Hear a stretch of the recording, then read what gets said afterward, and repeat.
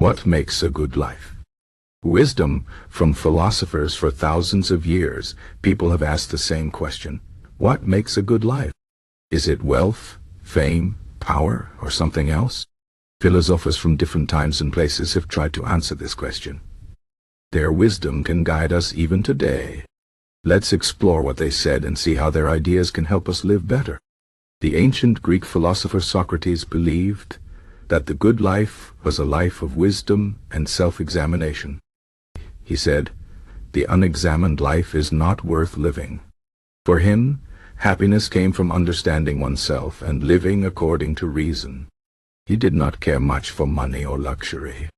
Instead, he spent his time discussing deep questions with others, helping them think clearly. His student Plato agreed, but added that justice and harmony in the soul were also necessary for a good life. A person who is wise, courageous, and self-controlled lives well. Aristotle, another great Greek thinker, had a different view. He believed that the good life was about finding balance.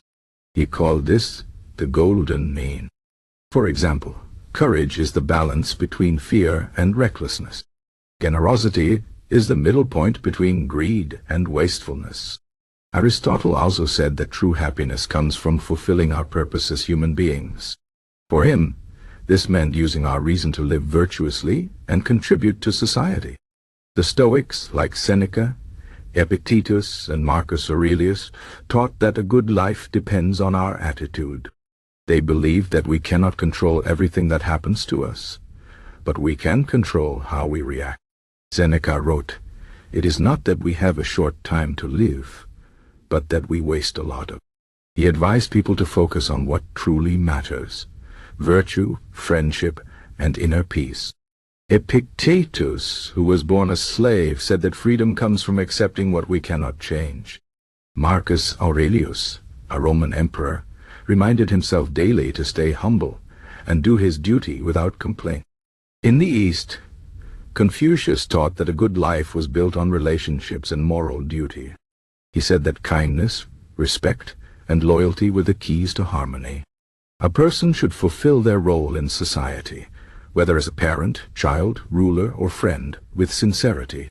Meanwhile, the Buddha taught that suffering comes from desire and attachment.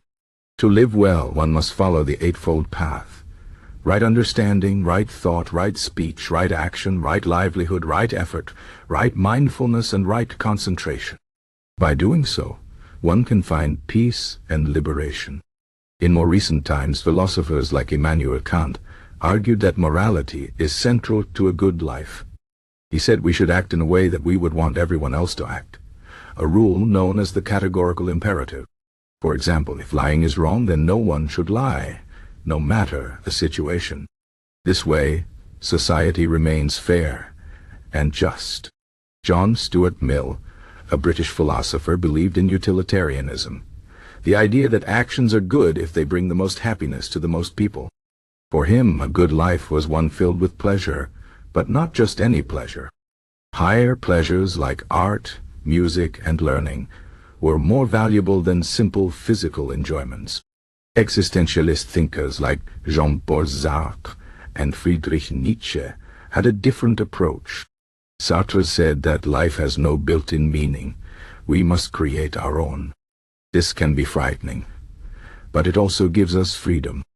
Nietzsche believed that a good life comes from striving to overcome challenges and becoming our best selves.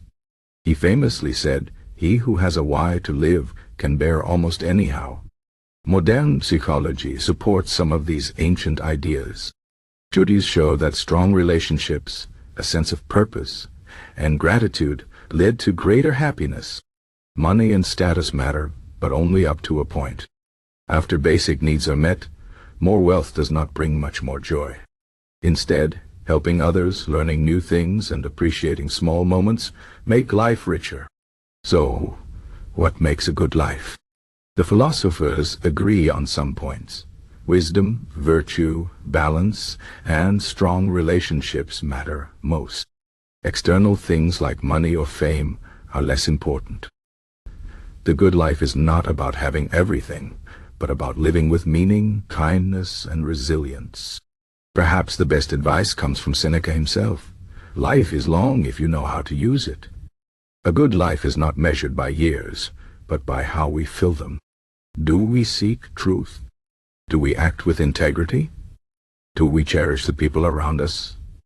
These are the questions that guide us toward a life well lived. The next time you wonder what makes a good life, remember the wisdom of the philosophers. Their words have stood the test of time because they speak to something deep within us. A good life is not found in distant lands or future dreams. It is built here and now with every choice we make.